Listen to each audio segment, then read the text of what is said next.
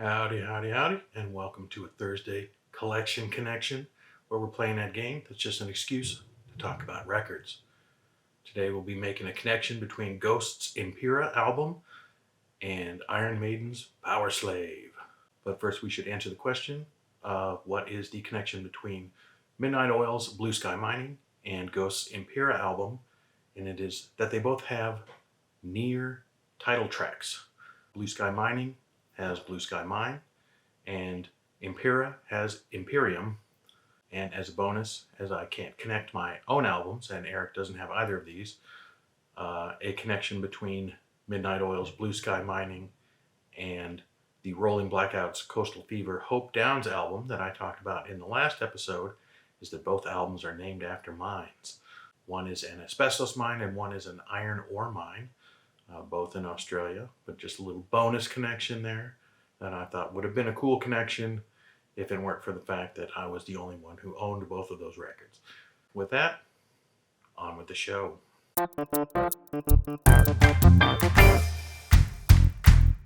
All right, so Eric talked about Ghost's Impera album. I am aware that he likes this band. I even bought him a 7-inch that they put out that I came across randomly and sent it to him. And they're definitely an interesting band. They present as heavy metal when you see, the album covers and the song titles and things like that. Their image is very much heavy metal, but the sound is sort of much softer than that. Eric talked about it a little bit, maybe being a little too soft for metal fans and a little too hard for pop fans, floating around somewhere in the middle there. And I would agree, especially the vocals, I think, are what makes most of the difference between the kind of metal that annoys me and this that I can listen to. He's not doing a gruff voice most of the time. I would say Tobias Forge has a very sort of sing-along range voice, and that brings out the melodicism in the songs a lot more than somebody who roars through the lyrics. And the arrangements are interesting, and honestly, it is the sort of band that, had they been around in the Queen era, specifically the 70s to early 80s era of Queen, then they might have been somebody who I would have enjoyed quite a bit. At times it made me think of Journey, which is maybe less good, but certainly there's something there that wasn't hard to listen to. And I think if you had entirely different visuals with the band, they could have an entirely different, sort of presence. So it's interesting that they chose to go with the metal, and I think that the reason that Tobias Forge makes up his face and stuff like that, I read that initially after they had put together some songs, they decided they didn't look like the kind of people who would be making that kind of music, and so they needed sort of the makeup treatment.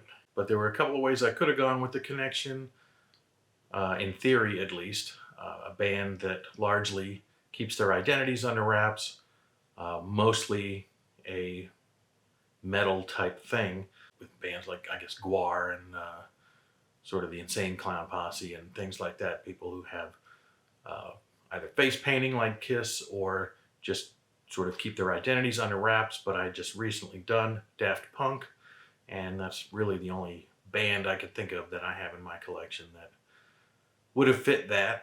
But yeah, Ghost is the kind of band that could have been grandfathered in to bands that I like before that stopped being sort of the music that I liked to listen to, the way Queen has been, but they weren't.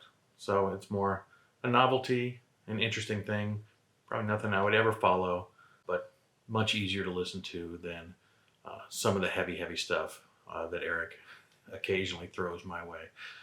And speaking of grandfathering bands in, one of the few bands like Queen that has survived and is present in my music collection from the time when I would have called myself more of a hard rock / metal fan is 1985's Power Slave from Iron Maiden. I believe my first encounter with Iron Maiden was while our family was in England and we were on a vacation to like Cornwall or something like that. and we walked by a music store, and they had a big poster of the cover of the Killers album, the second Iron Maiden album, in the window. That just made me want to walk a wide berth around the store because I found the picture very scary. I was like 8 years old at the time, not interested in getting too close to Eddie with the axe in his hand there. But musically, it wasn't until Number of the Beast, their third album, the next one, that I became aware of their music, as Run to the Hills became a good-sized hit, an actual hit single, relative rarity for metal in England and most places. But yeah, they did climb the charts with Run to the Hills, and Number of the Beast was also a hit. And I don't remember exactly when it was followed up on, because I think it might have been not until the next album, Peace of Mind, that we actually, Eric, I think, bought the cassette, and our appreciation grew from there. But at some point, somebody, and it may not have been me, got Number of the Beast, but I was never familiar with the Paul Di'Anno version of Iron Maiden. Not the music anyway. Eric has since gone back and he says he likes those early albums very much, but I am 100% familiar with the Bruce Dickinson model of Iron Maiden, which started with Number of the Beast after they fired Paul Di'Anno for being a little too unreliable. And yeah, that is my Maiden. And my Maiden specifically is that 3-album arc of Number of the Beast, Peace of Mind, and Power Slave. I bought Power Slave on vinyl. I may not have had the other two, but I was familiar with them, I believe, from Eric's collection. And weirdly, I bought the live album that came out of the Power Slave tour, Live After Death, kind of as the death knell of anything metal or hard rock. And I don't know that I ever listened to it. I'm not a real fan of live albums to begin with. I bought it because I was a fan of the band, and I don't know that I ever listened to it. So it's interesting that I bought this album kind of after my attention had moved on, and I realized I was much more Howard Jones than I was Bruce Dickinson. But after years and years and years away, just in the last 10 years or so, I picked up a couple of Iron Maiden albums on disc for the first time, the only time I've ever had them, and the only two that I have are Number of the Beast and Power Slave. I thought Power Slave would be more interesting to talk about, slightly less obvious, although it is a very respected album. It apparently got number 38 in Rolling Stone's Best Heavy Metal Albums list, with Number of the Beast being number 4, I think, on that list. And the first album, somewhere in the middle, somewhere between number 4 and number 38, but higher than Peace of Mind. And I stopped looking at the list to see how many more Maiden they had. As a Rolling Stone list, it was very Black Sabbath heavy from the off, which is no big surprise. But anyway, Power Slave kind of found them at their peak. It's interesting, the Egyptian kind of theme that they have on it only really is based in the title track itself, Power Slave, which feels like it was maybe built on a riff they had that sounded slightly Egyptian or, Middle East or exotic in some way, and built a song around that, and they thought enough of that to make it like the face of the record.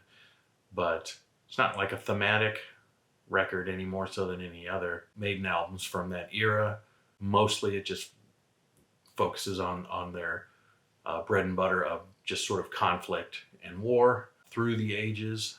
And it's definitely loaded up with some fan favorites. It opens with Aces High, which is, about dogfighting in airplanes, 2 Minutes to Midnight, and Rhyme of the Ancient Mariner, which is a 13-minute long song that ends the album. Weirdly, Power Slave comes right before that on the album, and they are the two longest songs on the record. The rest of them are more, not short necessarily, but between 4 to 6 minutes, and these are like a 7-minute and a 13-minute song, respectively. But when I was reading reviews of the album, people seem to cite Aces High, 2 Minutes to Midnight, Power Slave, and Rhyme of the Ancient Mariners as their top tracks. I would agree with that, with the exception of Power Slave doesn't necessarily do a ton for me. What was interesting to me is that not, I wouldn't say disliked, but maybe a more lightly regarded song on the album is Back to the Village, that seemed to, while not tank, be kind of the lowest rated song in most of the people's track by track reviews. I love Back to the Village. I thought Back to the Village was a jam. It's like a high speed gallop. It's what they do best, you know, like Run to the Hills style. And other than a very awkward last 3 seconds that has him saying back to the village and back to the village, a little too fast to be comfortable, I think the rest of the song rocks. Yeah, it's got a very good musical in the not quite so cleverly titled Lost for Words, but it's a good track. And it was fun to rebuy and revisit these albums in the last 10 years. There came a time when I realized I was more Howard Jones than Bruce Dickinson, that I stayed away for a very long time, both from Queen, AC/DC, bands like that had my ear in the early 80s. Enough of a music snob, I guess, that I didn't want to be associated with liking those bands at all. Queen was probably the first one to sneak back in. I'm like, yeah, listen, the tunes were good. So after abandoning Queen with the Works album was the last one I got from them. By the 90s, I was starting to buy the albums again. They were coming back in my collection. I think Hollywood Records started to put them out, and I was like, yeah, you know what? I need some Queen. I haven't heard it in a few years. So they snuck back in first, and then sort of some AC/DC, kind of in the 2000s, bought a couple of records, and in the 2010s, I bought my favorite Iron Maiden albums. So I don't go to them very often, but there's a lot of nostalgia in them, and they're really good songs on both records. And so it's hard for me to say that I recommend it highly, but I'm like, hey, you probably already know it if it's something that is the kind of thing that you would listen to. So I will just throw Power Slave by Iron Maiden over to Eric, and he will find a connection and make a video about it and show it on Monday. And in the meantime, we want you to try and guess what the connection is. I will say it's a visual connection, not too tough, and I would say it's probably maybe a 2 or 3 on the easy, 1 to 10 easy scale, with 1 being the easiest, even though it is kind of wrong both factually and technically. I think it's still kind of a slam dunk connection. Even though some nitpickers, some pedants could definitely come along and say, that's not right. I know it's not right, but it's right enough that I think you'll get it right away. So with that, look for Eric's response on Monday on the Plastic Soundwave Cult channel. And as for me, that's all I got. So I thank you for watching. Bye-bye.